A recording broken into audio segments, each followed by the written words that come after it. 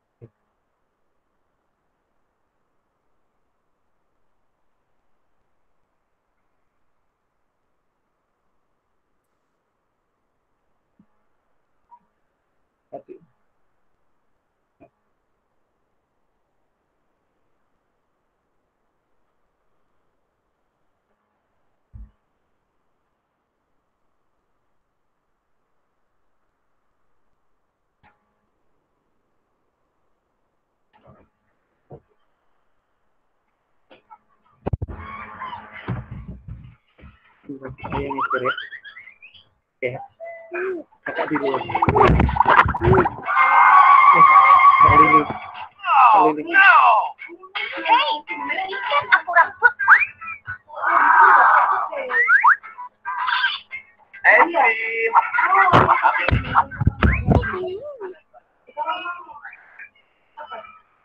Main sama adik Raka ya?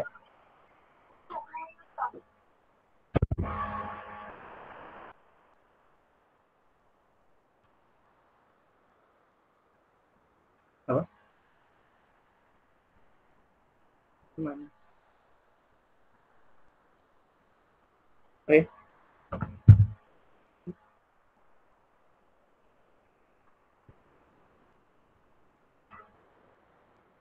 Mai.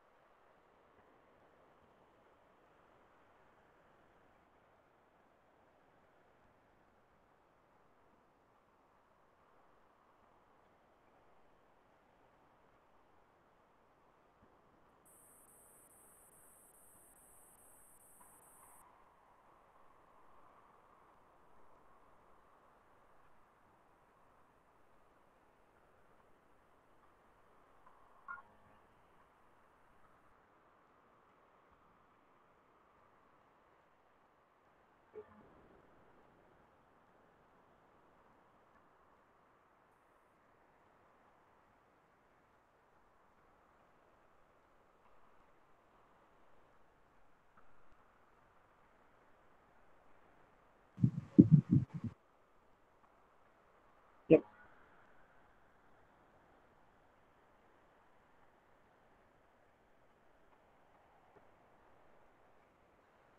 Betul. Cek, cek.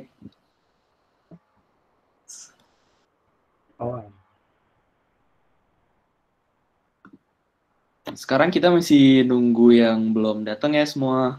Jadi kalau kenal sama temennya yang masih belum join atau lagi aktivitas lain, boleh banget diundang ke sini untuk ikut ke dalam webinar kita agar kita bisa segera mulai nanti jam 14 tepat.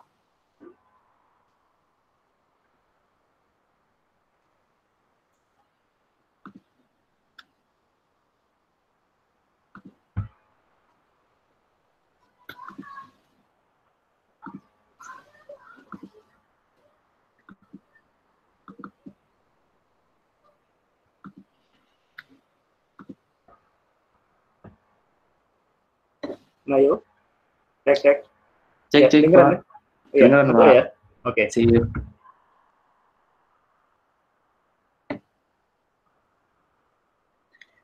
Sekarang sudah ada 46 orang. Oke, kita tunggu teman-teman yang belum datang.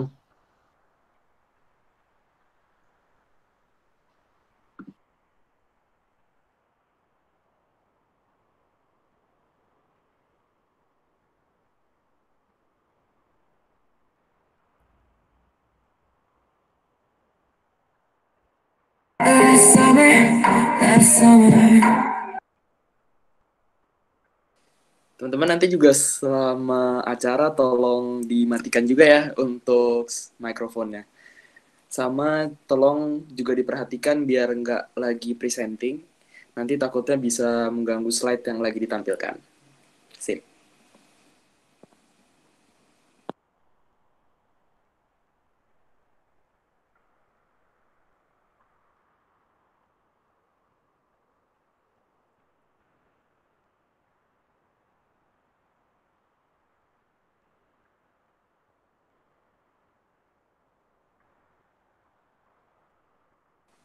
Sambil nunggu nih, berhubung kita masih nunggu yang lainnya juga, boleh teman-teman yang udah datang di sini langsung aja perkenalan di kolom message.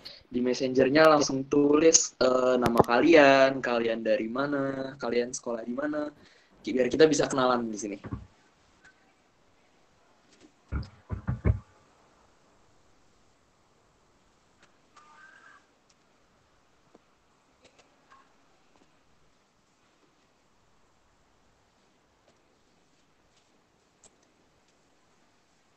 langsung ada nih teman kita. Yang pertama ada Zalfa Hani dari Seman 6 Malang. Asik. Ini dari Malang juga. Ada Riko dari Malang. Banyak juga ya yang dari Malang. Lalu ada Brian Saputra dari jurusan Ilmu Hukum Fakultas Universitas Riau. Asik. Ada Fahri juga dari SMP Islam Sabilillah Malang. Ada Adrian dari UIN Makassar. Oke. Ditunggu teman-teman, langsung aja tulis kalian dari mana, nama kalian siapa, terus biasa dipanggil siapa, boleh banget.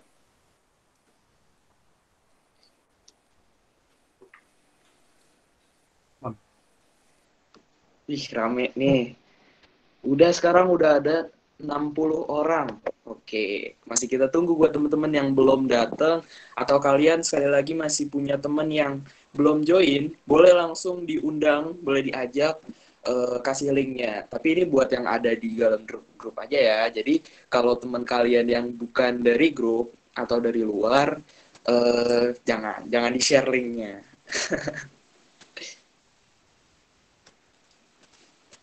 Ada Aradea dari SMPN 15 Malang. Terus ada yang dari Karawang namanya Ranu Yoga. Halo Ranu Yoga, halo teman-teman semua. Habis itu ada Aditya Mahardika dari Akademi Angkatan Laut Surabaya. Asik banget, baru nih. Terus ada siapa lagi nih? Ada yang dari Sleman. Halo Ordelia. Ada dari Bogor, ada Vincent. Terus dari Bali, asik juga. Halo Cindy. Terus ada dari Malang, ada Firda. Terus ada Yoga dari SMKN Tasikmalaya, jurusan Mekatronika. Asik banget. Oke. Sekarang udah ada 63 orang. Ayo, bentar lagi udah jam 2 nih, biar kita bisa segera mulai webinarnya. Teman-teman yang udah nungguin acaranya, langsung aja.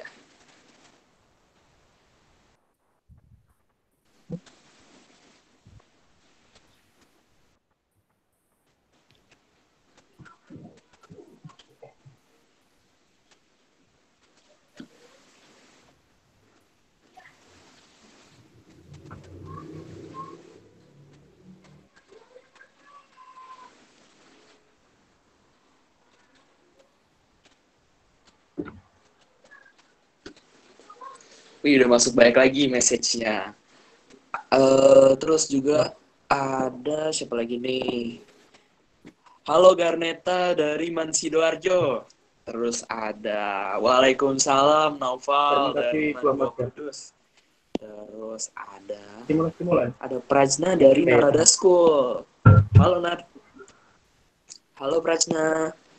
Terus ada Dery Agustiawan dari Universitas Tanjung Pura Pontianak. Jauh juga.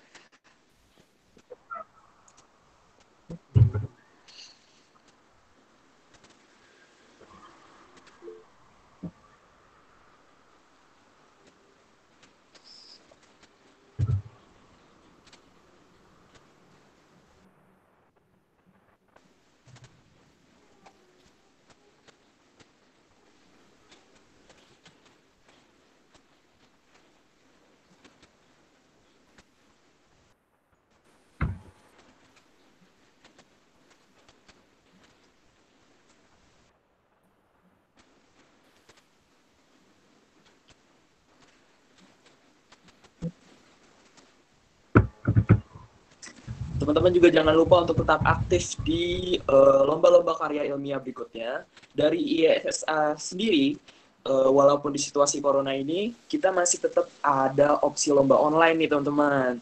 Jadi bakal ada YNSF, itu skalanya nasional. Lalu ada MYSCE, itu lomba Malaysia, itu juga online. Lalu ada IDE dari Jepang. Itu lombanya online semua, jadi walaupun dalam kondisi kayak gini masih tetap kalian bisa hadir tanpa perlu harus terbang naik pesawat ke sana. Terus juga ada buat nanti kalau kalian cukup standby untuk kalau kalian misalnya tertarik nih buat ikut lomba yang diadain di 6 bulan 6 bulan termin 2 tahun ya bahasanya. Nanti ada di bulan September akhir bakal ada lomba buka INSEF di Turki. Habis itu ada di bulan Oktober ada MEEEX dari Macau, dari negara Macau di bulan Oktober. Lalu ada ISIF, ini yang lumayan ditunggu-tunggu juga. Jadi di bulan November kita bakal ada ISIF di Bandung. Lalu ada KIDE itu di Taiwan bulan Desember. Itu untuk lomba offline-nya. Dan teman-teman juga bisa langsung aja ngecek untuk informasi lengkapnya di Instagram IESA. Ya nanti bakal bisa aku share di grup untuk link grupnya. Juga bakal ada juga di website IESA, www.iesa.or.id. Di situ ada berbagai macam informasi. Juga nanti kalau misalnya kalian pengen ngeliat hasil materi buat dari seminar kita kali ini, bisa ngecek di website-nya juga. Jadi nanti langsung dicek aja ya. Website-nya bakal segera dikirim di grup WhatsApp kalian. Sekarang udah ada berapa orang nih? Udah 80 orang. Oke, masih ditunggu lagi ya buat teman-teman yang masih belum datang. Aku tunggu sampai 14.05 deh. Buat kalian yang masih mau join, masih kita tunggu sampai sekarang. Yang bermasalah, yang ada masalah teknis juga bisa langsung kontak di grup aja. Nanti bakal ada kontak person kita yang bakal siap seandainya ada masalah teknis dari kalian. Dan jangan sampai, pastiin kalian untuk nggak live sampai acara selesai, karena nanti di akhir sesi juga bakal ada form yang isinya untuk mengisi absensi sekaligus nama sertifikat kalian. Jadi jangan sampai salah juga ngisi namanya, beneran dicek sampai di akhir acara nanti.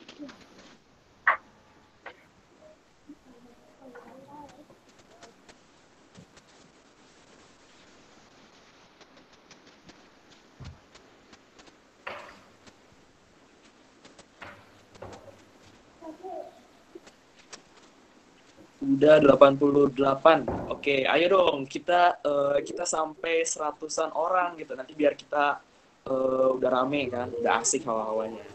Boleh banget. Ayo teman-teman pada join ya.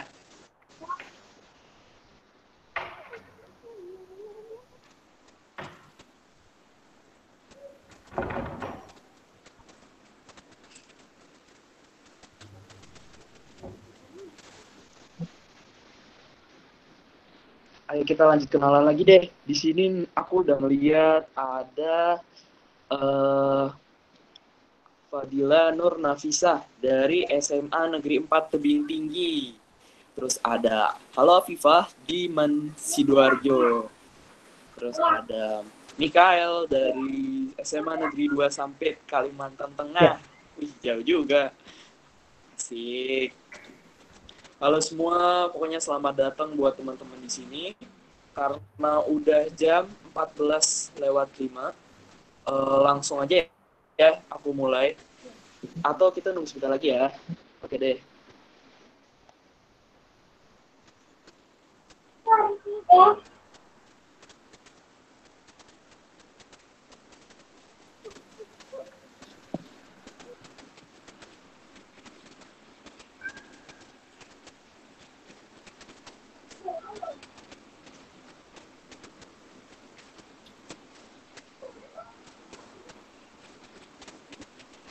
Sudah 97. Oke, dari nanti sambil jalan, teman-teman yang masih mau join, kita masih boleh. Jadi, kuy banget ya, masih kita tunggu. Tapi, karena ini udah jam 14:06 juga, udah lewat dari jam 2, langsung aja kita mulai. Assalamualaikum warahmatullahi wabarakatuh. Salam sejahtera bagi kita semua. Om Swastiastu, Namo Buddhaya, salam kebajikan. Halo semua, selamat sore atau masih siang ya sekarang. Selamat siang, sahabat peneliti. Perkenalkan, saya Nayo. Di sini hadir sebagai pemandu acara serta moderator untuk acara ngabuburit bareng IESA minggu kedua. Nah, pokoknya selamat datang untuk para hadirin sekalian. Alhamdulillah hari ini kita bisa melaksanakan acara ngabuburit bareng IESA minggu kedua yang insya Allah bakal mengisi waktu kalian dengan kajian bermanfaat seputar penelitian. Adapun peraturan yang harus diikuti demi kelancaran acara kita. Jadi ini harus diingat ya untuk teman-teman. Langsung aja akan saya bacakan. Yang pertama, untuk seluruh audiens diharapkan mematikan mikrofon selama kegiatan seminar berlangsung. Video tolong diaktifkan. Yang kedua, operator memiliki kendali penuh atas penggunaan mikrofon dan video. Jadi seandainya nanti kita ada sesi foto, boleh banget nanti kalian dapat komando dari kita untuk aktifkan kameranya, semua wajib. Dan untuk mikrofon juga tolong banget jangan dinyalain ya. Terus juga buat presenting biasanya ada share screen yang nggak sengaja, itu bisa kalian langsung matiin aja agar tidak mengganggu acara. Yang ketiga, sertifikat hanya akan dibagikan kepada audiens yang berada sampai akhir acara. Jadi selama kegiatan berlangsung ini kalian tetap standby mendengarkan seminar selagi menantikan pembagian form absensi ya. Jadi audiens juga tidak diperbolehkan untuk keluar ruangan.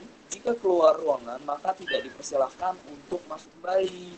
Nah, tapi kalau misalnya kalian ada izin-izin mendadak dan sebagainya, bisa langsung kalian kontak CP yang udah kita sediain di grup. Pada sesi tanya jawab, audiens bisa mengirimkan pertanyaan dengan format nama, institusi pendidikan, dan pertanyaan di kolom chat untuk selanjutnya dipilih oleh moderator. Ini aku kasih contohnya ya teman-teman.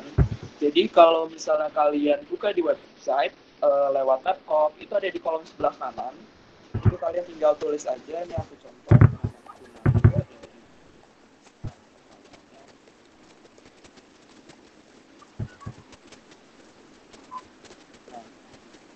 Itu aku udah nge-share contohnya. Kalau kalian pengen ngirim pertanyaan untuk sesi pertanyaan nanti itu kayak gimana. Jadi kalau misalnya kalian bingung mau masukin institusinya itu apa, lembaga pendidikannya apa, atau kalian mandiri, boleh banget isi sama asal kalian. Jadi bisa aja Nayu dari mana, atau kalian asal dari mana, baru pertanyaannya itu apa. Jadi itu untuk peraturan. Jadi sekali lagi kalau misalnya ada kendala teknis langsung hubungi kontak person yang ada di grup atau langsung aja kirim di grup room yang udah disediakan. Acara ngabuburit kali ini akan diisi oleh Bapak Slamet Budi Cahyono atau lebih akrab yang dipanggil Pak Budi. Boleh Pak Budi? Hai dulu. Halo, Assalamualaikum. Waalaikumsalam. Aman ya Pak berarti speakernya? Oke. Ya, alhamdulillah aman. Lagi PSBB nih. Jadi Pak Budi itu merupakan staf ahli IESA. Beliau adalah seorang researcher, dia juga pendidik, reviewer jurnal di dalam bidang keahliannya yaitu teknologi pangan, terutama di bidang keamanan pangan dan mutu dan kualitas bahan serta pengolahan pangan berbasis perikanan. Beliau juga merupakan trainer makanan sehat halalan Toyiban Research Center. Lalu beliau juga merupakan researcher di bidang rumput laut dan bioteknologi. Dan untuk publikasinya sendiri, Pak Budi telah merilis setidaknya 16 publikasi ilmiah dan menulis kurang lebih 5 buku dan diktat. Bahas tentang dasar-dasar research from home, lalu ada tentang mungkin ada sisipan mengenai metodologi ilmiah, dan temanya ini sesuai banget nih sama masa-masa kita sekarang, di mana kita lagi ada aktivitas work from home, ada school from home, ada kuliah at home, macam-macam ya namanya. Nah dari situ kita sebagai peneliti muda pasti ngerasa berbagai macam hambatan nih dalam situasi ini. kita bingung gimana caranya meneliti di rumah, terus gimana cara memaksimalkan ide-ide dan inovasi kita. Nah, dari situ pokoknya kalian cukup mendengarkan seminar ini dan insya Allah kita akan ngasih berbagai macam info menarik untuk kalian. Tanpa berlama-lama langsung aja kita dengar lengkapnya dari Bapak Slamet Budi Cahyono. Kepada Pak Budi dipersilahkan. Baik, terima kasih. Assalamualaikum warahmatullahi wabarakatuh. Selamat siang bagi teman-teman yang ada di waktu Indonesia Timur. Selamat sore sambil menunggu berbuka puasa. Kita ngabuburit bersama IESA. Terima kasih Nayo atas kesempatannya.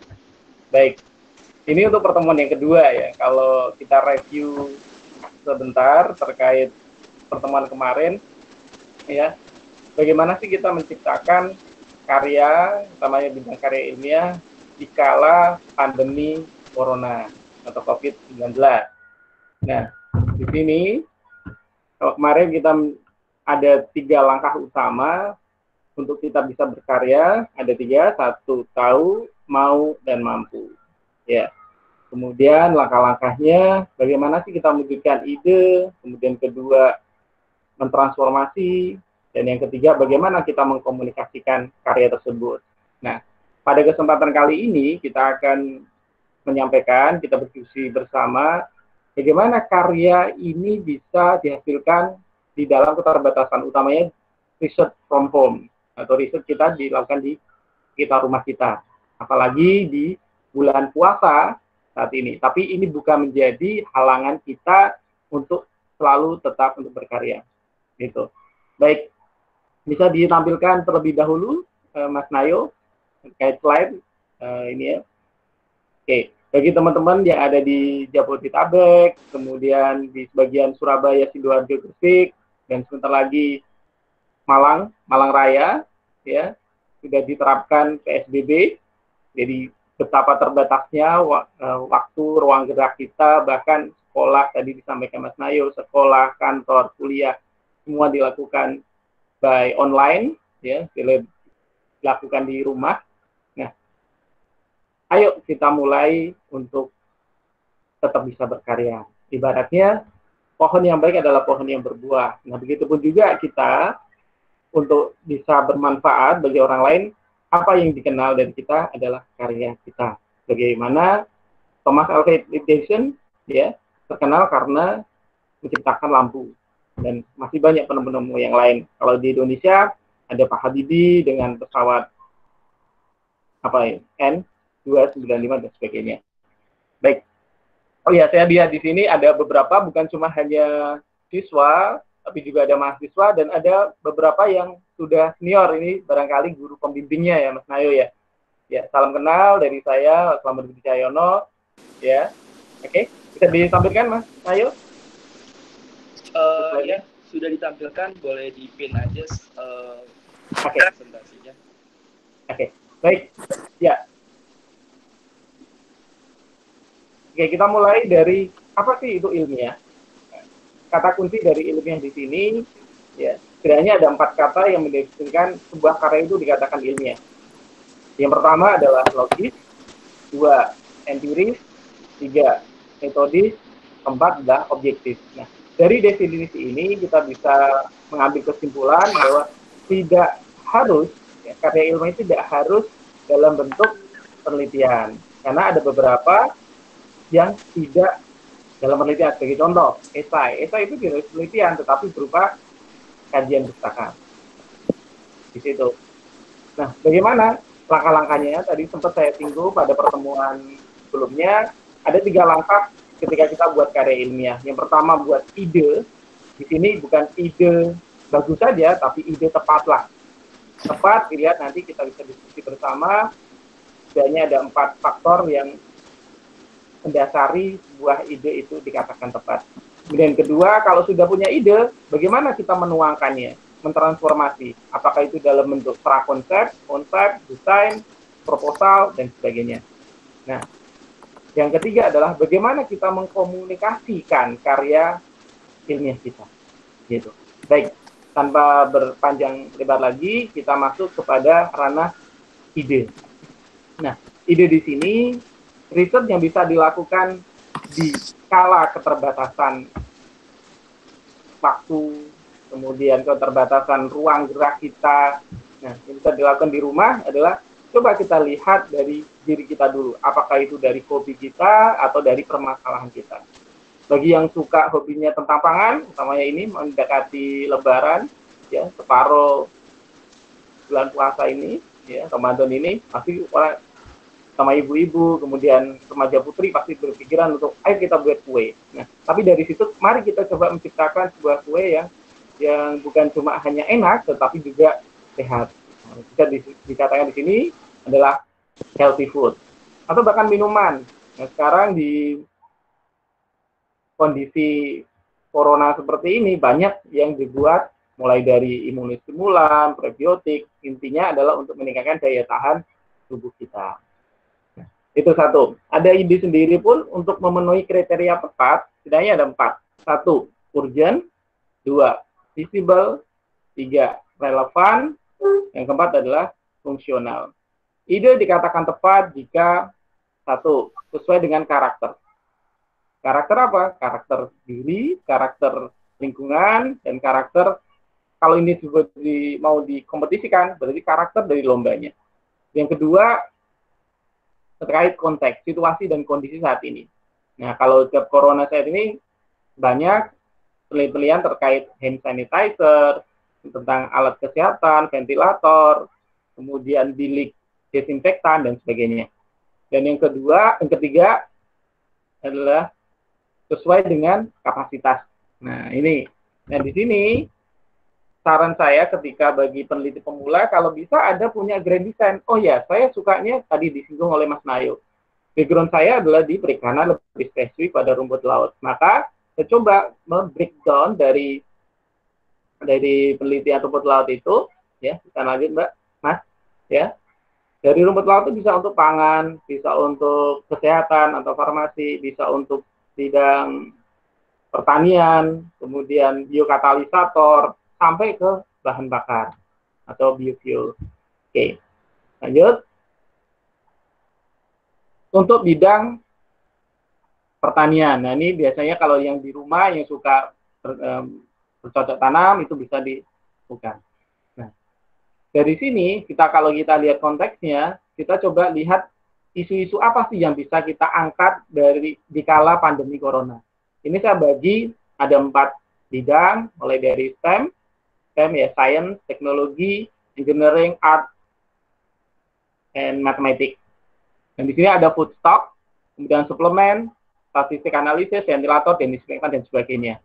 Nah, sebagai contoh, ini ada kemarin ya seorang anak ya mahasiswa, dia membuat, bisa dilihat di sini ya, bukan promosi untuk produk, ini masih dalam tahap penelitian. Dia buat fermentasi dari buah mojo. Nah, ini cikal bakal dari kerajaan Mojopahit. Ya, buah mojo di sini yang terkenal kandungan dia beracun, tapi coba dia mengekstrak bahan yang positif, ada flavonoid, ada tanin, dan sebagainya. Untuk apa? Untuk meningkatkan imunostimulan. Nah, ini dikala pandemi corona ini sangat tepat kalau itu. Nah, saran saya adalah ini perlu dilakukan penelitian lebih lanjut, utamanya kajian toksimat sama organoleptik. Dikala ketika pandemi ini sudah selesai, atau kita lab-lab itu bisa melakukan penelitian lagi. Yang kedua, untuk bidang sosial humaniora, kita bisa lihat ini behavior analysis, utamanya bagaimana sih perubahan perilaku dari masyarakat terkait pandemi corona ini. Ada program namanya Stay at Home. Sudah tepatkah program tersebut? Kemudian ada diterapkan PSBB dan sebagainya. Kemudian ada economic growth. Kemudian terakhir adalah environmental protection. Nah, ini mengacu pada apa? Mengacu pada isu dunia, yaitu SDG, Sustainable Development Goals. Nah, yang ketiga, isu terkait kesehatan. Nah, ini nggak bisa lepas ya, utamanya bidang farmasi. Ini para peneliti di seluruh dunia bersatu untuk menemukan vaksin, kemudian menemukan obat, dan bahkan ada yang sudah mengklaim salah satu obat itu bisa mengatasi atau meringankan gejala corona, atau juga bisa untuk antiviral dan sebagainya. Kemudian yang kedua ada sanitasi higien. Nah, ini kalau di bidang sosial juga bisa dilihat, kalau di Jawa khususnya ya, di rumah-rumah tradisi Jawa dulu sebelum masuk ke rumah itu ada namanya padusan atau padasan. Kalau orang di Jawa Tengah ini ada Kebumen, ada Temanggung, ya itu ada padasan. Padasan itu apa? Adalah cara untuk mencuci tangan. Nah ini mengantarkan apa? Sanitasi higien kita. Dan terakhir adalah ada home care. Nah, home care ini masuk di dalamnya adalah isolasi mandiri. Nah yang ketiga, yang keempat adalah tidak lupa juga ini isu bisnis ya, karya ilmiah bisnis plan itu juga masuk dalam ranah karya ilmiah sekarang dimasukkan. Nah, bukan cuma hanya melulu pada aspek ekonomi, tapi juga pada social technopreneur.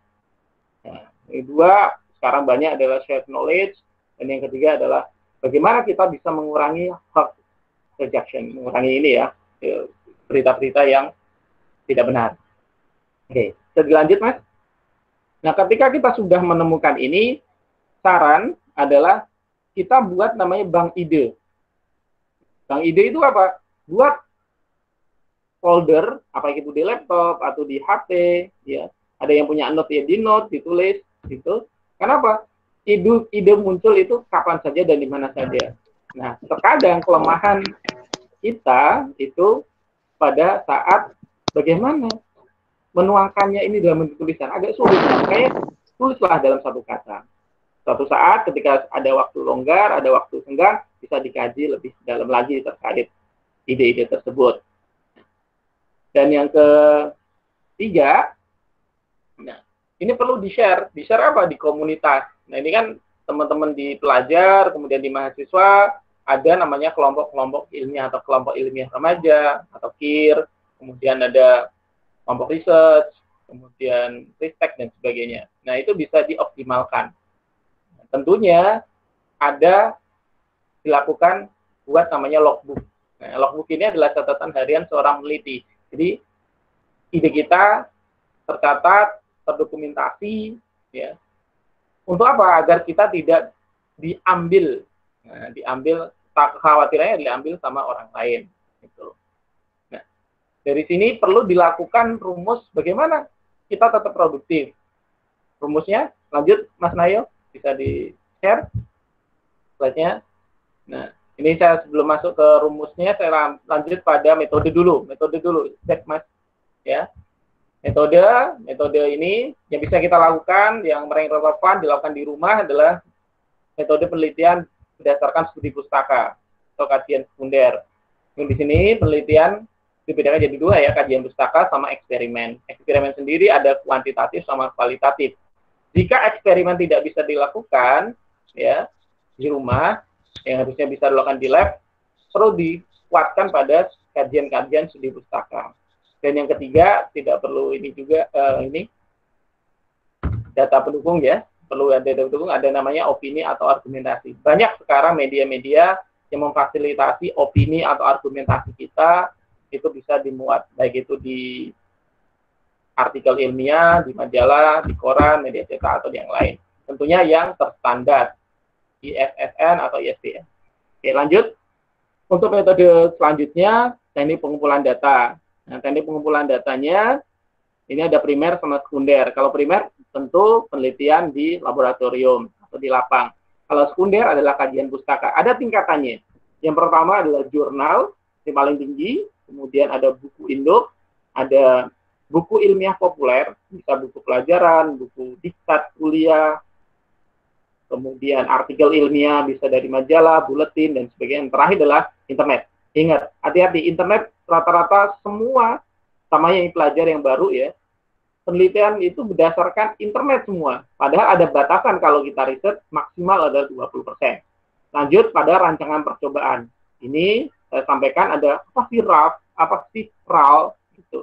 RAF ini adalah rancangan acak faktorial. Ini bagi teman-teman di agrokompleks, ada pertanian, perikanan, peternakan, teknologi pangan, masih paham terkait apa itu rancangan acak faktorial dan rancangan acak lengkap. Ya, kalau ingin tanya lebih lanjut, nanti di session berikutnya. Yang terakhir adalah bagaimana kita menganalisis data. Sekarang banyak software, banyak ini ya, perangkat yang memudahkan kita untuk menganalisis data kita ini valid atau enggak. Ada ANOVA, kemudian Display Analysis dan sebagainya. Lanjut, Mas. Oke. Nah, bagaimana kita membuat rumus? Nah, rumusnya di sini. Kalau kata Einstein, yang terkenal rumusnya E sama dengan mc kuadrat. Kalau teman-teman sekalian, Bapak Ibu sekalian tahu, E sama dengan mc kuadrat adalah hukum relativitas. Ini saya memodifikasi dari rumusnya Einstein, Prof. Einstein, jadi C sama dengan ME kuadrat.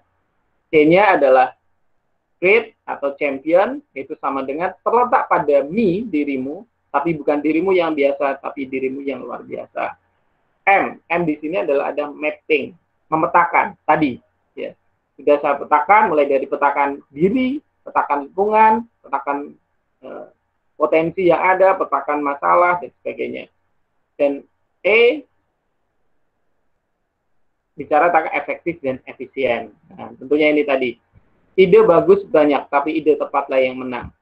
Ide aja tidak cukup, perlu ada transformasi dalam bentuk tulisan. Nah, tulisan tidak cukup tanpa dikomunikasikan. Itu kuncinya adalah di sana. Terakhir, sebagai penutup dari presentasi saya, ketika kita ingin berkarya ilmiah, perlu ditanamkan namanya KPK. Apa itu KPK? K yang pertama adalah komitmen. Ya.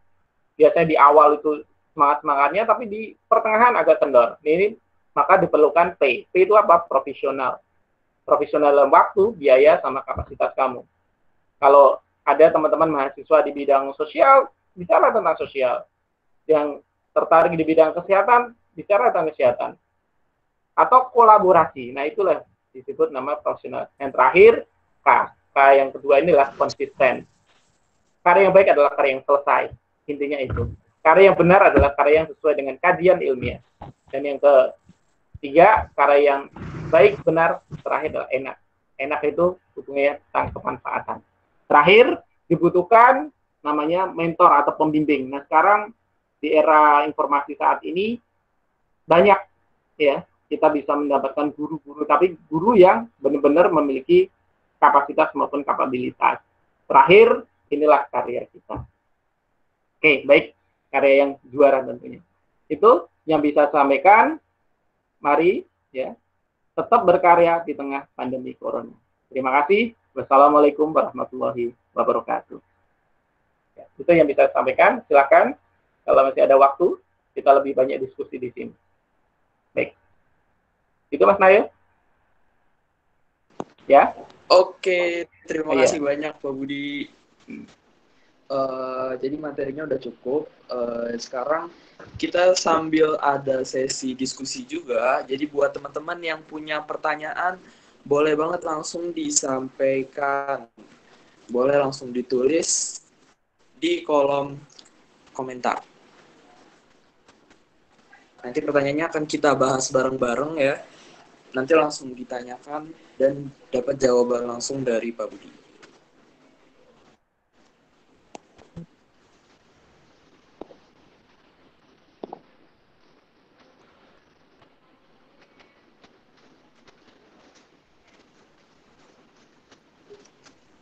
Langsung kita dapat pertanyaan pertama dari Danu. Danu dari asalnya Seman 33 Jakarta. Pertanyaannya, gimana caranya kita bisa mendapatkan data penelitian yang efektif dikala semua hal sedang terbatas seperti sekarang ini, terutama untuk penelitian sosial? Oke. Baik, saya langsung jawab ya, Mas Nayo ya. Langsung kepada Pak Budi. Baik, terima kasih. Data-data itu yang bisa dapatkan yang pertama tadi sudah saya sebutkan adalah data yang paling valid adalah jurnal penelitian. Nah, jurnal penelitian itu bisa kita dapatkan dari mana? Satu, dari yang paling mudah ya saat ini yang masih akses bisa diakses adalah dari internet. Tapi internet kembali lagi itu yang valid, yang dia terstandar penelitian tersebut. Ya. Kalau untuk ini ada Springer, Elsevier, Science Direct, dan sebagainya. Nah, ketika kamu mencari jurnal di internet, jangan lupa tambahkan di belakang kata ini, keywordnya, tambahi file type PDF. Maka yang keluar adalah file-file dalam bentuk PDF. Rata-rata penelitian atau jurnal disimpan dalam bentuk dokumen seperti itu, PDF. Yang kedua, itu bisa didapatkan dari lembaga riset. Nah, ini masing-masing provinsi, masing-masing kota punya ada Balidda, Badan Penelitian Daerah, kemudian ada Balitbang, Badan Penelitian dan Pengembangan Provinsi. Itu setiap departemen, setiap institusi punya publikasi ilmiah. Kalau di Jawa Timur, kebetulan saya ada di sana, kalau setiap hari Senin, itu ada sosial, kalau untuk jurnal penelitian sosial ada namanya Jurnal Cakrawala. Yang di sebagian teman-teman di Malang, kemudian di Sidoarjo, di Surabaya, bisa mengakses di sana, dan itu gratis gitu, bahkan tebel-tebel bukunya, jurnal penelitian. Kemudian ada buletin ilmiah, itu bisa digunakan. Jadi satu bisa dapatkan dari institusi pemerintah, bisa dari lembaga ini ya, kalau kampus sekarang ada terbatas ya, dan dari internet dan sebagainya. Itu yang bisa disampaikan. Ada lagi Mas Nayo? Oke, jadi tadi untuk Danu semoga sudah terjawab. Kita langsung ke pertanyaan berikutnya. Pertanyaan dari Brian Saputra Pedrosa, Universitas Riau. Ya. Pertanyaannya adalah, apakah kendala besar dalam mempublikasikan karya kita? Dan gimana cara kita mengatasinya? Oke, baik. Ini penggemar Pedrosa ya? Oke, baik. Satu, keberanian. Kuncinya itu, berani untuk ditolak. Nah, banyak kalau sekarang media-media itu yang kita, kalau ini ada beberapa media cetak, yang dulu saya pernah ngalami ketika jadi mahasiswa, saya sering itu ngirimkan dari 10 karya, dari 10 ide kecil aja, dalam bentuk essay 2 paragraf itu, mulai dari Bank Hamil, kemudian Bank Sampah, yang kalau teman-teman tahu, ada ini ya, salah satu orang Indonesia muda itu, Dr. Gamal itu idenya juga dari diskusi dengan saya, terkait asuransi sampah. Saya kirimkan ke media cetak, ada salah satunya Jawa Pos, grup Jawa Pos Group. Saya kirim di sana, dari 10 paling terbit dalam sebulan itu 2 karya. Intinya berani untuk ditolak. Yang gimana kalau kita nggak berani untuk memulai? Makanya kita nggak tahu. Ini yang satu. Yang kedua, baca karakter, konteks, dan kapasitas. Nah, utamanya adalah karakter. Apa sih yang dimaui dari media itu? Yang paling sulit memang ada media cetak Kompas, itu paling sulit. Karena bahasanya itu berbeda, karena bahasanya lebih ke ilmiah. Kalau Jawa Pos lebih populer. Kemudian bahasa, kalau di Jakarta ada pos kota, itu lebih cenderung ke kriminal dan sebagainya. Seperti itu. Dan terakhir adalah mencoba. Gitu. Gak mungkin menurut akal, gak mustahil bagi Allah. Itu intinya. Ya. Oke. Terima kasih kepada Pak Budi atas jawabannya. Jadi kalau menyimpulkan dari yang kedua ini, pertama kali kita harus berani dulu ya. Ya. Dan nggak akan bisa yang namanya sekali, nggak selalu keberuntungan itu datang di awal. Kayak bisa jadi kita butuh coba lagi, baru sampai di akhir kita jurnal kita bisa dipublikasikan. Kita juga harus mempelajari konteks dan kapasitas sesuai dengan medianya, karena pasti punya perbedaan ya Pak. Ya. Ada di Kompas atau mungkin Jakarta Post, dan itu juga harus kita pelajari. Semoga sudah terjawab buat teman. Kita langsung aja ke yang berikutnya. Pertanyaan berikutnya kita ada dari yang mana ya? Nah, ini pertanyaannya agak unik. Pertanyaan dari Ika, asalnya dari Malang. Apakah ada gimana cara bagi seorang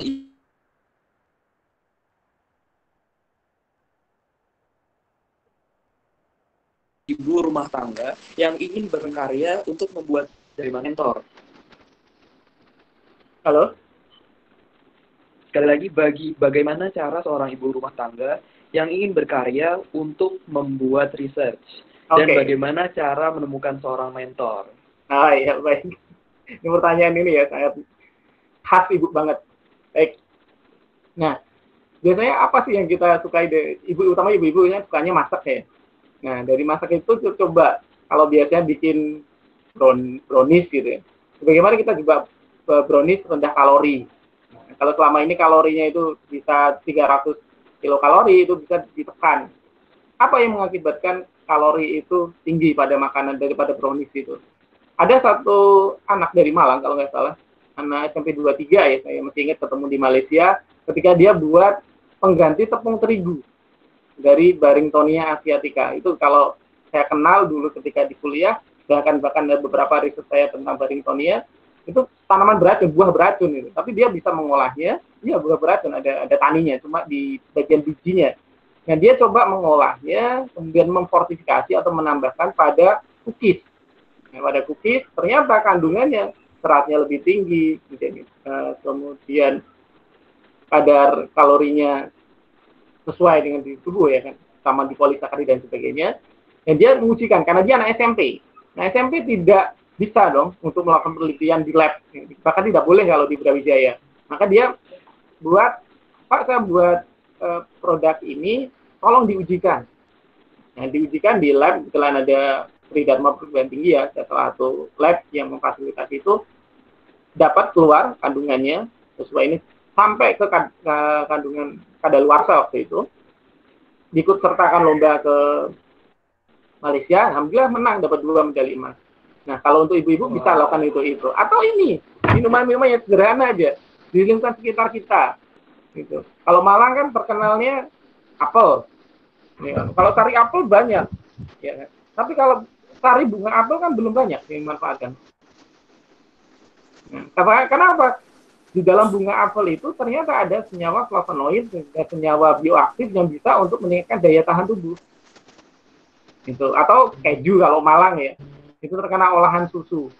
Nah, rata-rata kalau di Malang itu ada kemal ya, keju Malang. Dalam perbandingannya dalam 110 liter itu hanya menghasilkan 1 kilo keju. Nah, hasilnya yang lain apa? Berupa whey. Whey itu bisa dimanfaatkan untuk makanan yang lain, atau minuman kesehatan yang lain. Gitu. Karena itu bisa diserap oleh tubuh secara bagus. Nah, bagaimana kita memulai mentor? Nah, mentor tentunya yang punya, bisa dari kampus, bisa dari teman, ya. Bahkan kalau misalnya ini kita ketemu sama-sama juga Malang juga, atau di online, kita bisa untuk sharing bersama. Itu Mas Nayo ya. Terima kasih untuk pertanyaannya. Terima kasih juga kepada Pak Budi atas jawabannya. Sekiranya sudah cukup jelas. Berikutnya ini ada pertanyaan dari Mas Yoga, SMK Negeri 2 Tasikmalaya. Pertanyaannya adalah bagaimana sih cara pengolahan sumber daya alam yang ada di wilayah pantai selatan Pulau Jawa, terutama Tasikmalaya yang kaya akan perikanan, rumput laut, pertanian, peternakan, dan sumber daya alam lainnya dengan sains teknologi. Oh ya. Jadi kebetulan Mas Yoga ini tinggal di pantai selatan, dekat dengan Lentera Bumi Nusantara, yang ingin mengimplementasikan hasil sekolah kepada masyarakat. Iya. Oke. Mas Yoga, terima kasih, luar biasa ya. Ketertarikan pada sumber daya alam, utamanya khususnya ya perikanan itu. Sama juga saya tinggal di Malang. Malang bukan cuma melulu gunung, tapi juga Malang juga memiliki pantai selatan ya. Ada Sedang Biru, Tambat, kemudian ada Kudang Merak dan sebagainya. Pertama kita identifikasi dulu apa sih skala kebutuhannya, apa potensinya ada di sana, kemudian dihubungkan dengan skala kebutuhan masyarakat saat ini. Trennya apa? Kalau di sana paling banyak biasanya kalau di pantai selatan itu adalah kalau rumput laut ya, setahu saya ada sargassum. Ya, alga coklat. Nah, sargassum itu kita bisa olah gitu loh. Bisa olah, kita bisa ambil bioaktifnya secara sederhana ya. Secara sederhana, nanti bisa sharing lebih lanjut, bisa ke private message ya. Kayak itu banyak penelitian saya terkait pengelolaan pesisir. Nah, itu bisa digunakan. Kemudian tentunya cari mentor. Ada juga kalau di pesisir selatan ada namanya lamun.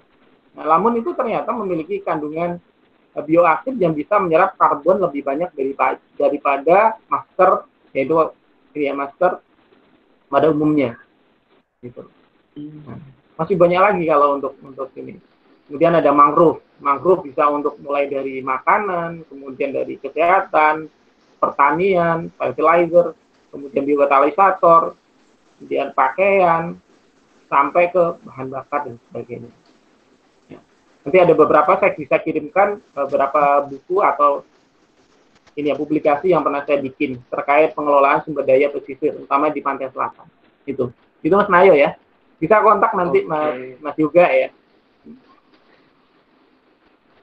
Nanti untuk Mas Yoga kalau misalnya masih penasaran bisa langsung kontak aja ke Pak Budi. Nanti bakal dapat informasi-informasi lebih lanjut.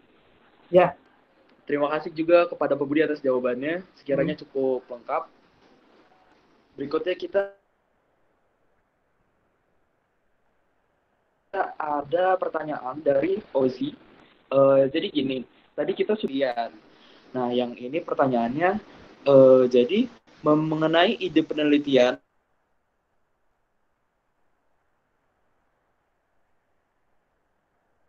yang udah ada, tapi memerlukan biaya yang banyak dalam mengimplementasikannya, walaupun cuma prototype. Nah, gimana sih cara dalam mendapatkan dana yang mudah untuk penelitian? Itu dia, Pak, pertanyaan. Oke, baik. Nah, kendala dari peneliti utama rata-rata peneliti Indonesia adalah terkait hal biaya. Dan itu pernah saya alami juga. Sebenarnya kita bisa untuk bermitra. Ada grant yang bisa disediakan. Kalau untuk bidang pangan ada salah satu perusahaan di bidang pangan itu Infood Riset Nugraha, itu untuk risetnya lumayan banyak, sekitar 150 juta. Ada juga yang dulu pernah saya menangkan dengan PLF, Bill Mission Foundation. Itu hibah bentuknya. Dan yang kedua, ada dari lembaga pemerintah ya, mulai dari Balitbank, kemudian dari kampus. Ya. Cuma tinggal kita berani nggak untuk mengajukan. Kalau ditolak, wajar. Gitu. Kalau diterima, alhamdulillah syukur. Nah, yang kedua dari pihak swasta. Yang ketiga dari komunitas di sini. Ya. Kalau jika perlu, ada dana swadaya.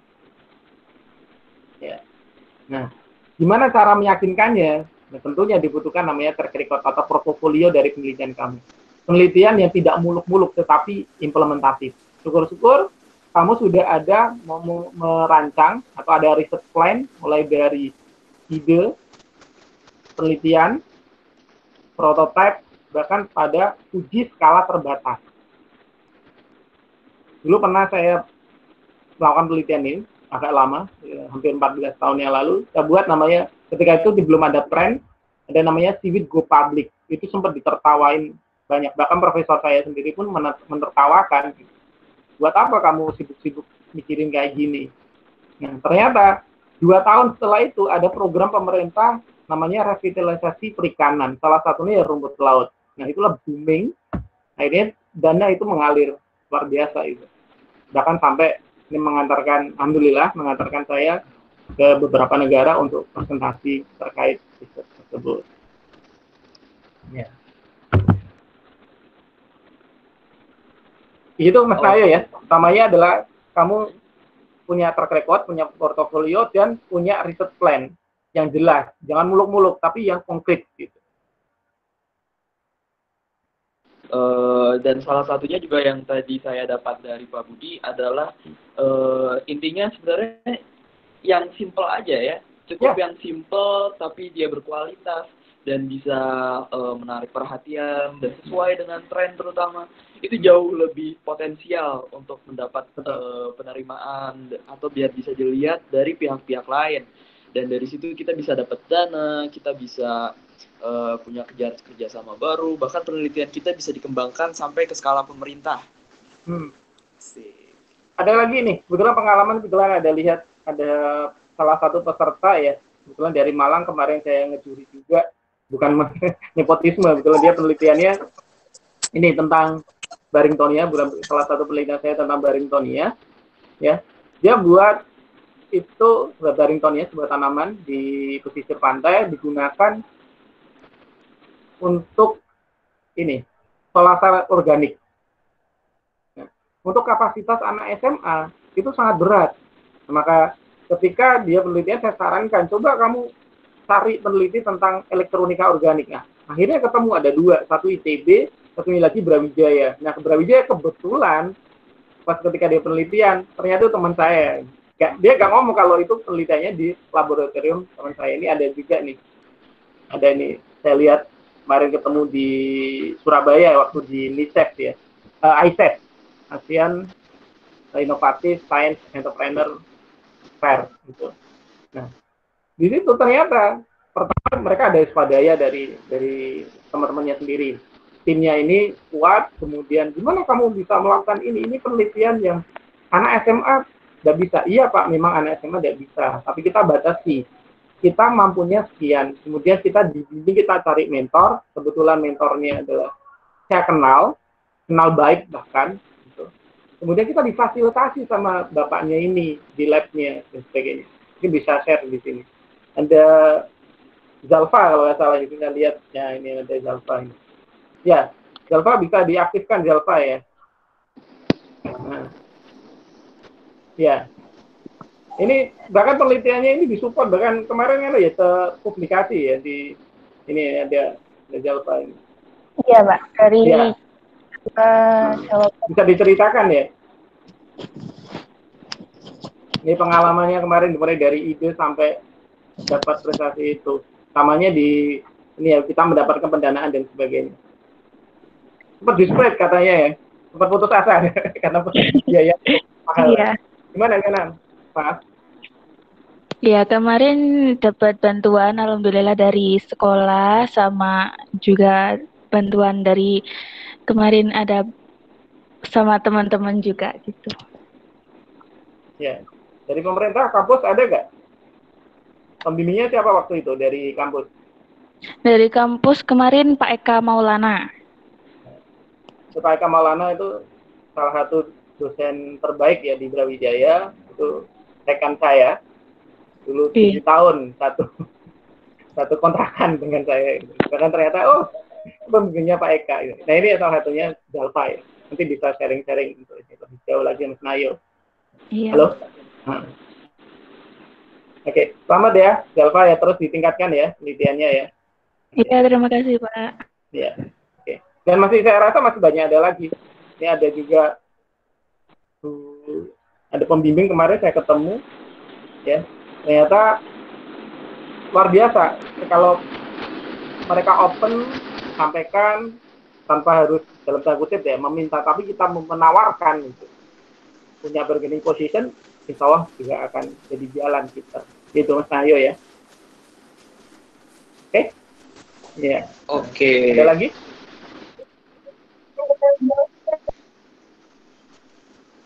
Ini mungkin beberapa pertanyaan terakhir.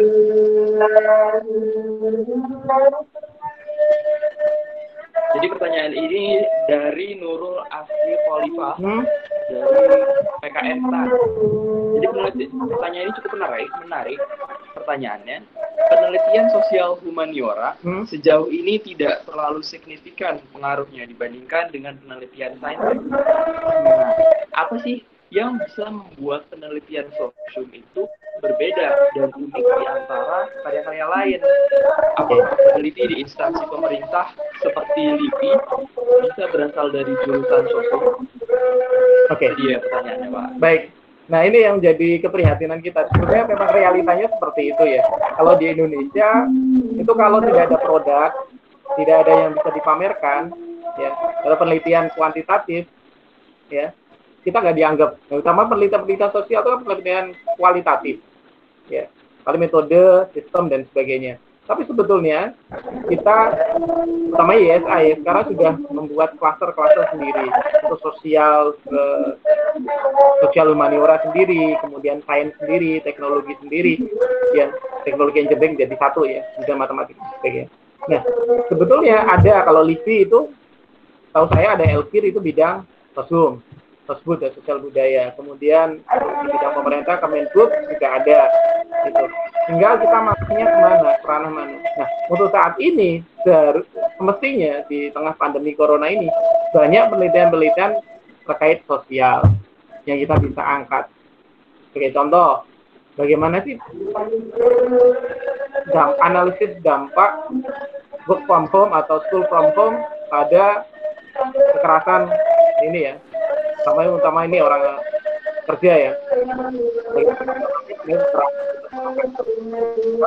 Bukan cuma hanya pendapatan, tetapi psikologi orang itu juga akan berpengaruh. Seperti itu. Ada juga dulu ketika Nayo ya, halo, ya kok berubah. Oke.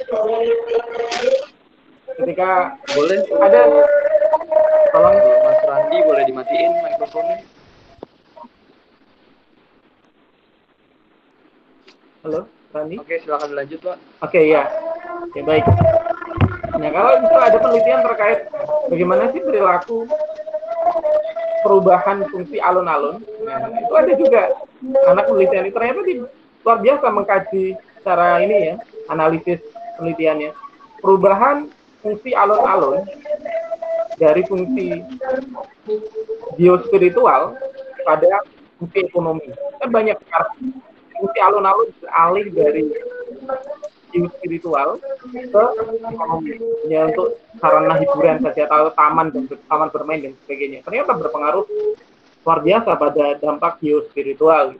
Kalau di tanah Jawa ya, di alun-alun utamanya di Jawa, mohon maaf ya kalau yang lain kurang begitu tahu, itu sebelah barat ada masjid jame, kemudian sebelah utara itu ada kantor bupati atau kepala pemerintahan, kemudian sebelah selatan ada pasar, kemudian sebelah timur ada penjara atau yang lain. Nah, ternyata itu mempengaruhi, ternyata ada tata kota ya, istilahnya planologi atau perencana wilayah kota dari penduduk kita gitu, yang mencanangkan itu. Ternyata berpengaruh pada secara mikrokosmos maupun makrokosmos. Seperti itu.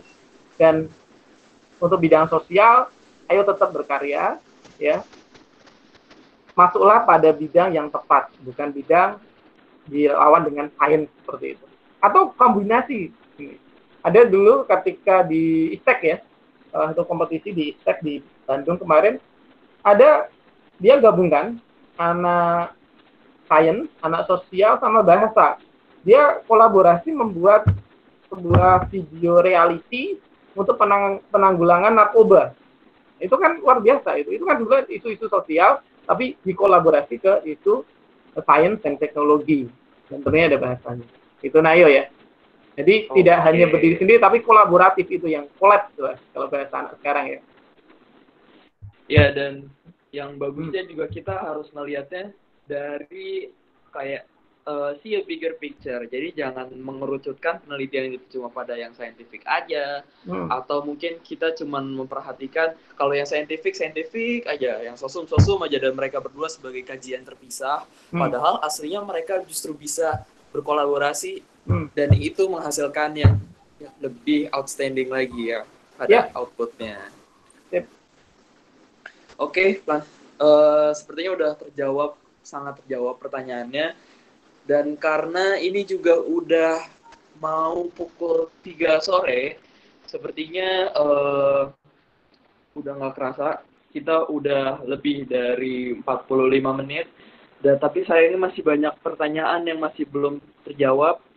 Tapi tenang aja, kalian semoga masih bisa melalui presentasi yang nanti akan kita bagikan, lalu bisa juga nanti untuk langsung apabila masih banyak yang ingin ditanyakan, langsung aja kontak di grup WhatsApp-nya. Nanti kita bisa melakukan proses penjawaban pertanyaan kalian seandainya ada yang masih ingin ditanyakan kembali. Tapi untuk sesi kali ini, segmen tanya jawabnya saya cukupkan. Terima kasih kepada seluruh yang sudah semangat ngasih pertanyaannya, udah banyak banget. Namun mohon maaf sekali lagi jika tidak bisa terjawab semuanya. Oke.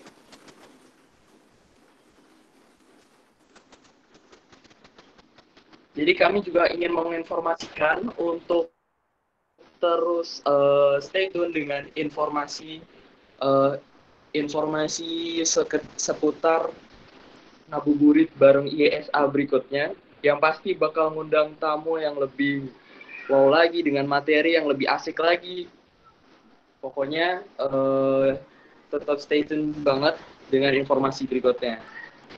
Nah, jadi berhubung ini juga merupakan akhir dari sesi, bisa langsung chat, lihat di Google Messenger-nya, di Google Meeting-nya, ada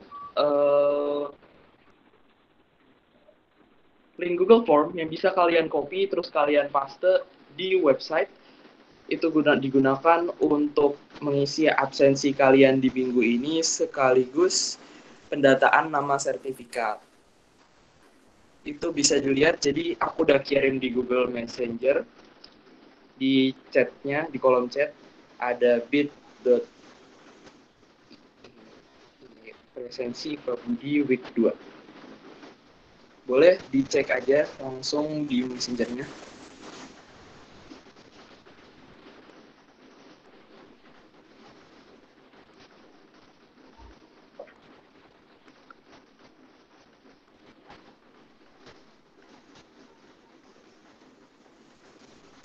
Jadi kalian caranya gampang.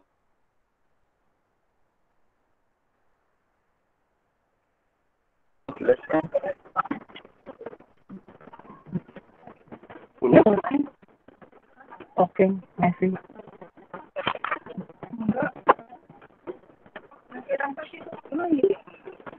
Iya. Hari ini kan ya, Bu?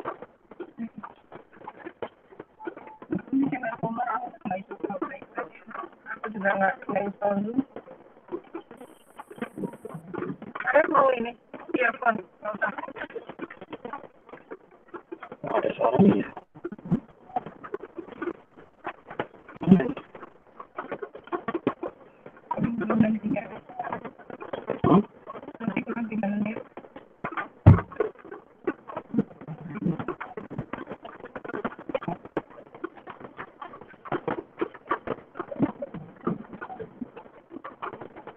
Bisa dulu deh. Jadi start join lagi. Oh, belum jam 3 ya?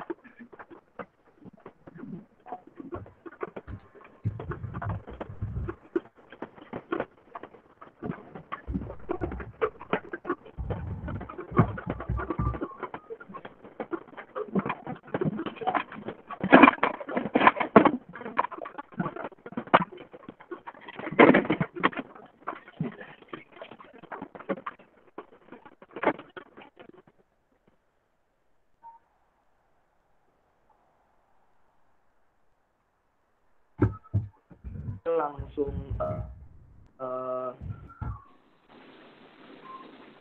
jadi di kolom chat barusan aku udah ngirim link biar aku share lagi biar bisa kelihatan lagi message-nya nggak tenggelam.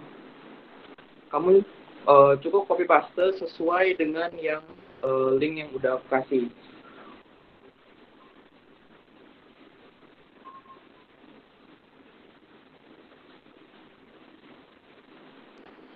Bentar ya.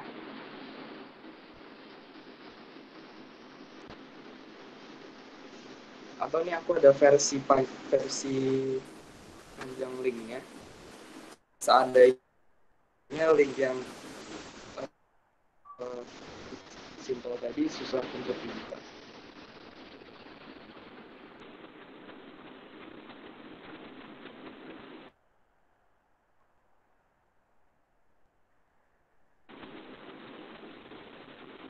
Untuk signature itu situnya aja. Ya, kalian gambar aja langsung di kotak yang udah disediakan. Kalau misalnya susah, kalian bisa isi nama kalian lagi aja di bagian kolom itu.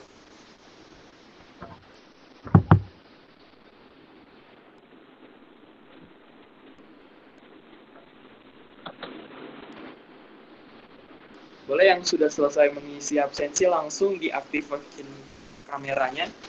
Kita akan foto bersama.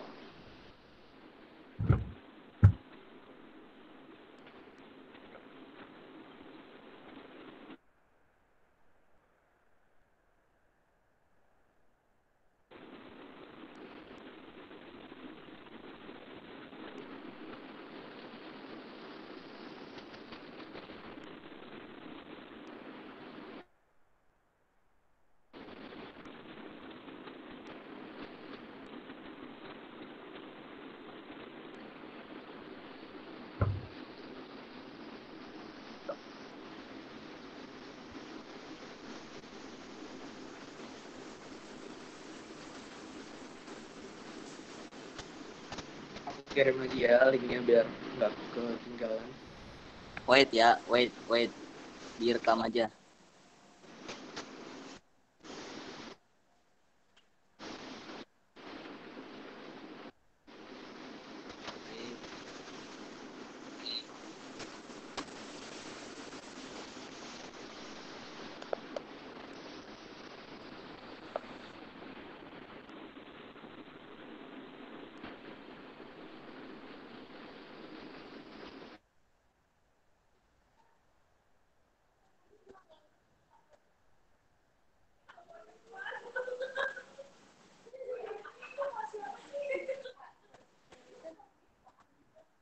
Itu langsung kontak Oke.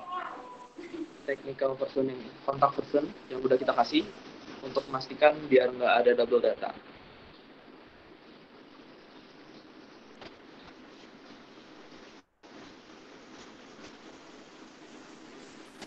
First itu nama depan. Sebentar ya.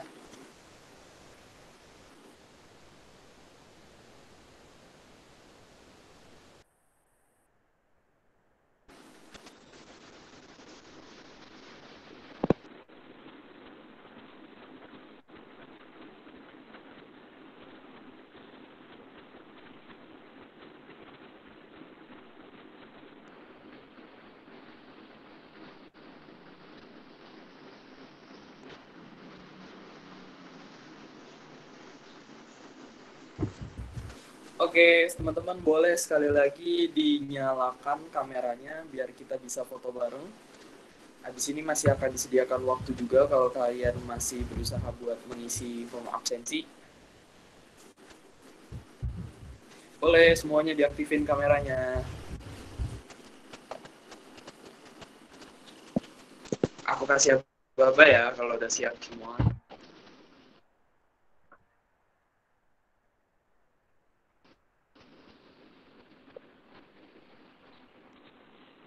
Oke, aku boleh, ayo masih dikit banget nih yang nyalain. Wait.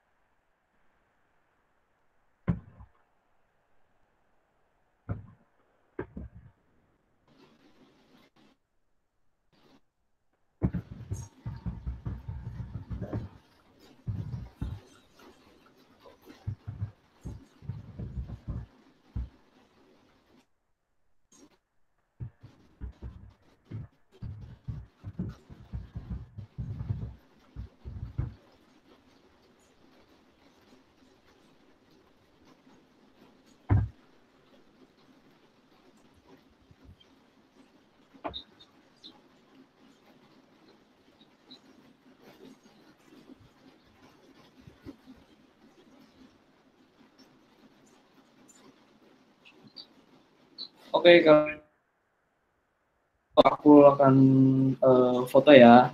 Boleh, yang masih belum masih bisa. Aku hitung sampai berapa ya? 5. 5, 4, 3, 2, 1. Pose semua.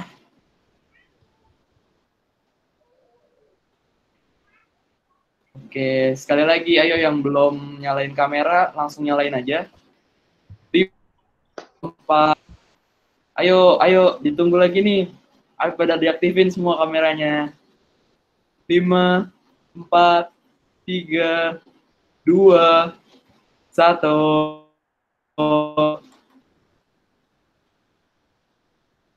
Oke. Masih mau lagi nggak buat teman-teman yang masih belum aktifin? Boleh deh sekali lagi terakhir. Ayo pada diaktifin kameranya ya. 5, 4, 3, 2, 1. Sip. Oke, terima kasih sekali lagi udah menyempatkan diri di webinar minggu kedua ngabuburit bareng IESA. Jangan lupa, walaupun kita lagi di rumah dengan kondisi keterbatasan ini, jangan berhenti untuk berinovasi, tetap berkarya, tetap cari ide, tetap kalian gali-gali pikiran kalian dengan hal-hal yang kalian pengen research apa, manfaatin resource yang kalian punya, walaupun itu cuma sedikit, tapi pasti bisa menghasilkan sesuatu yang sangat bagus nantinya. Oke, sekali lagi mau ucapin terima kasih atas kehadirannya. Mohon maaf apabila ada kesalahan. Terima kasih juga kepada Pak Budi selaku pemateri atas pembawaannya. Jangan lupa sama-sama. Selamat berkarya. Untuk informasi mengenai ngabuburit. Ya, jangan lupa untuk stay tune di Instagram dari ISA untuk informasi mengenai ngabuburit bareng ISA berikutnya. Kami selaku panitia mengucapkan minal aidin wal faizin bagi yang menunaikan puasa. Mohon maaf apabila ada kesalahan. Wassalamualaikum warahmatullahi wabarakatuh. Waalaikumsalam warahmatullahi semua. wabarakatuh. Waalaikumsalam warahmatullahi wabarakatuh. Waalaikumsalam warahmatullahi wabarakatuh. Terima kasih Pak Budi. Sama-sama. Salam. Oke. Dan terima kasih. Pak Budi. Terima kasih Pak. Pak Budi. Waalaikumsalam. Terima kasih. Tetap berjaga ya. Pak Budi. Terima kasih. Terima kasih Pak. Makasih Pak Budi. Terima kasih. Terima kasih Pak.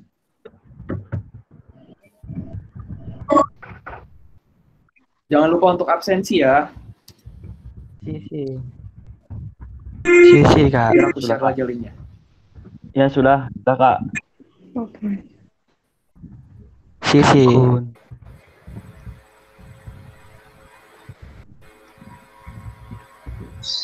Kakun.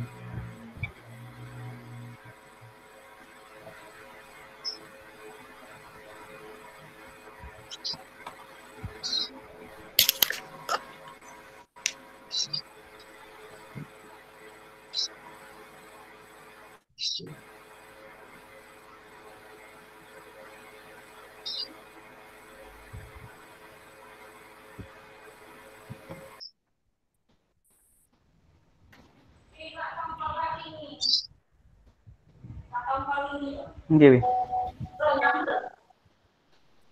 Mboten usah. Saya nyambel ya. Saya nyambel kacang. Mboten. Tempe ya.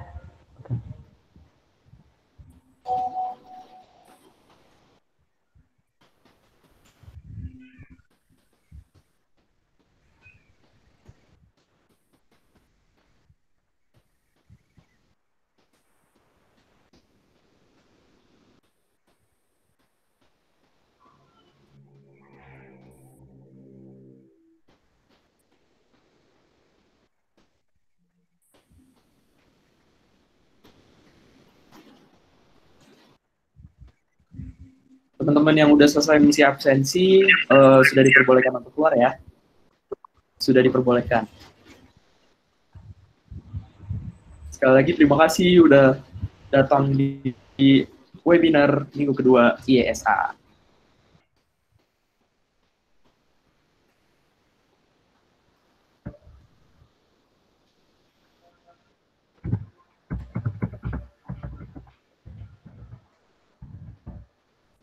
Terima kasih banyak. Ya, terima kasih kembali.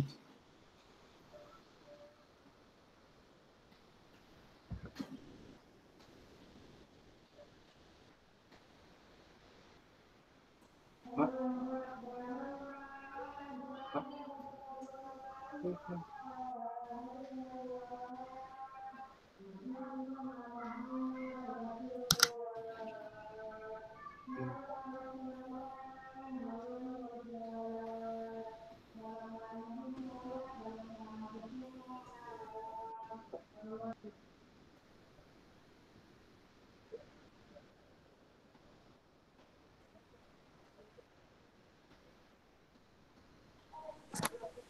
Udah kan, Nay? Nay, udah kan? Udah. Udah ya. Biar aneh kikikin. Boleh.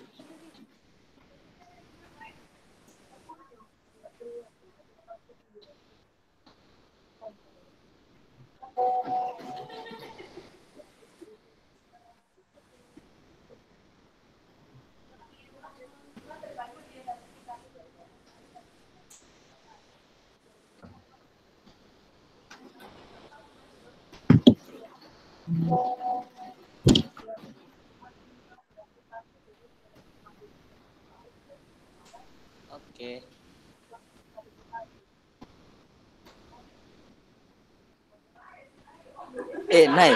Nay, Yuk. emang tadi ada sesi foto, Nay?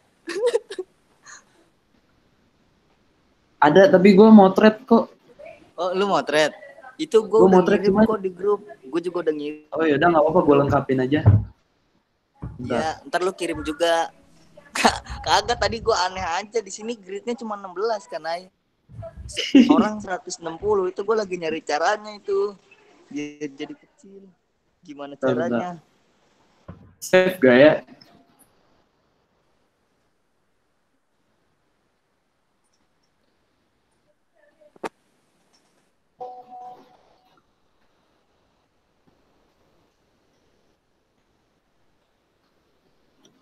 Ngapain lagi nih?